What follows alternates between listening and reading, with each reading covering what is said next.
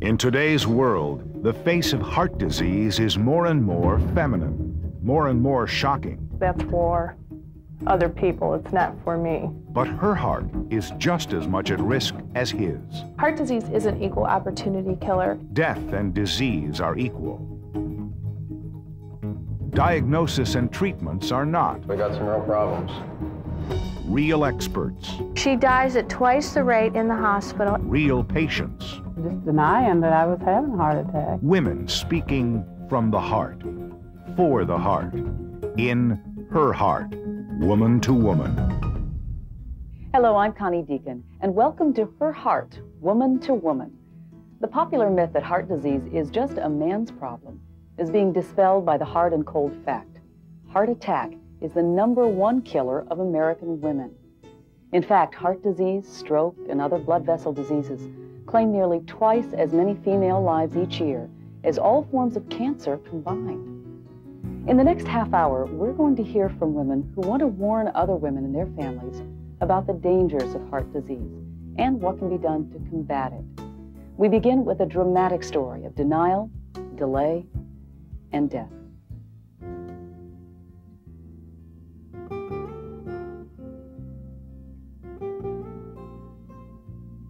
"60-year-old Shelby Smith and her husband Tom have been married 42 years and call themselves inseparable. Neither can imagine life without the other. There's nothing that we don't do together. And to lose either one of us, I don't know what the other one would do.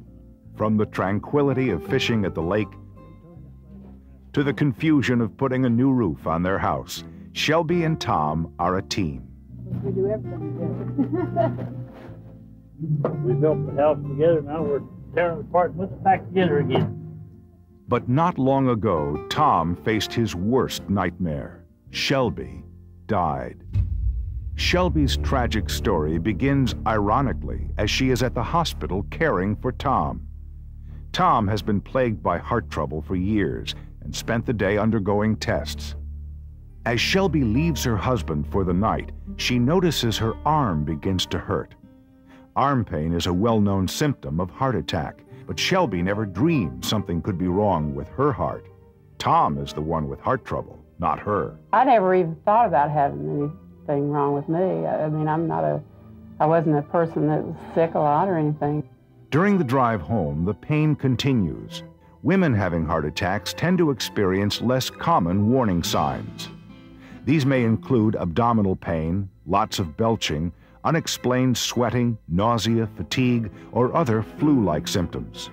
That night, as Shelby sleeps, her body is far from at peace. It is, in fact, at war, in an intense fight for survival. Blood flow to Shelby's heart is slowly being cut off. The heart muscle crying out for blood causes a sensation of pain, which Shelby perceives as arm pain. Finally, the supply in one artery completely shuts off, and part of the heart muscle dies. And it's this death of heart muscle due to that blocked artery is what a heart attack is. And she sat there and suffered for the 6 to 8 hours until the heart muscle no longer hurt. And that heart muscle has then died.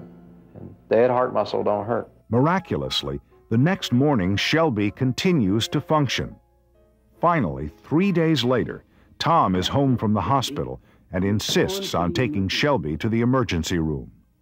Well, I think I put it off because I was denying that it was a heart attack. You know, not me. You know, that happens to other people. It don't happen to me.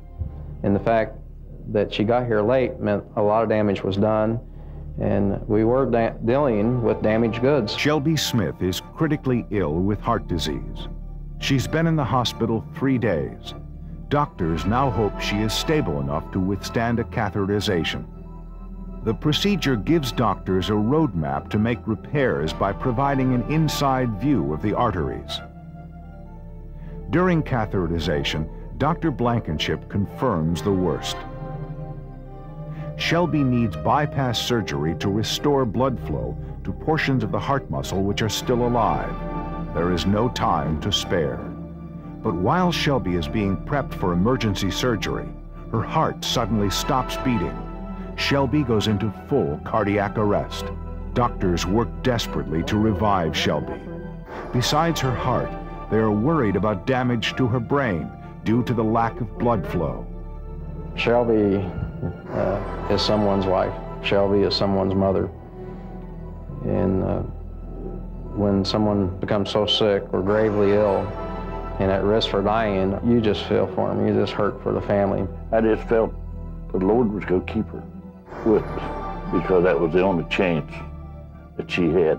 For almost 15 minutes, Shelby Smith remains clinically dead. Then, finally, doctors get a pulse. 95/56, heart rate about 81, 82.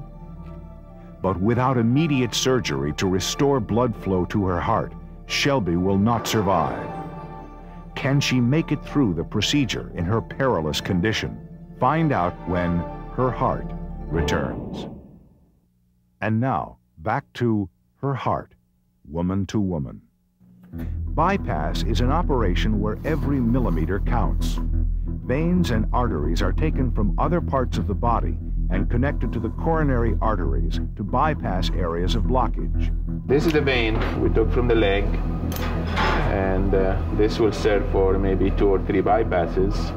A woman's veins are smaller than a man's, which makes the procedure more complex. Women die at nearly twice the rate of men during or after bypass, a fact often explained because they are smaller, older, and sicker. But these things can't be changed. So we have to think about prevention before we get to the stage of needing bypass surgery. But for Shelby Smith, any talk of prevention comes too little, too late. Miraculously, 24 hours after surgery, Shelby is awake and alert. The bypass is a success. Doctors are amazed she did not suffer any neurological damage during her 15 minutes of death. It was almost unbelievable how well she did and how well she's done since that time. And that's why I get up in the morning and go to work. That's a miracle sitting here beside of me, because without great doctors and the Lord, I wouldn't have somebody sitting here beside of me today efficient. It's hard to believe that I was dead and then I come back to life. It really don't seem real. What is real to Shelby Smith is the importance of paying attention to risk factors and early warning signs of heart disease. Shelby wishes she had not delayed getting help, but she is thankful she got a second chance. I've been on a honeymoon ever since.